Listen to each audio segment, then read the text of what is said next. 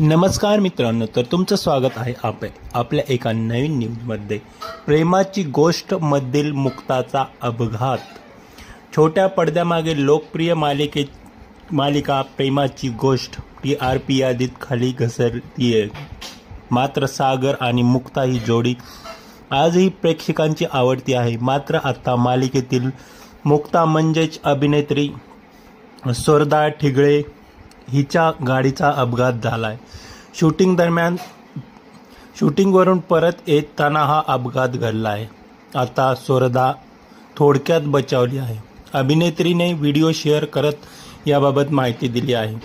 स्वरदाने एक video share करत नेमका अपघात कसा झाला याबद्दल माहिती दिली आहे।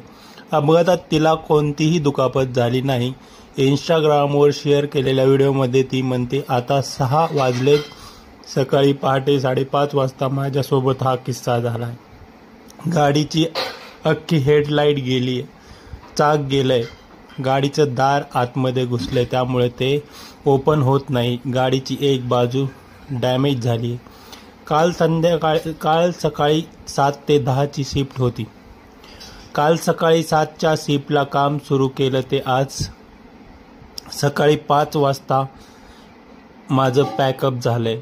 नंतर मी एकटी ही गाडी ड्राईव्ह करून घेऊन आले आणि मला झोप लागली, कारण मी प्रचंड थकले होते। तर ही होती महत्त्वाची अपडेट।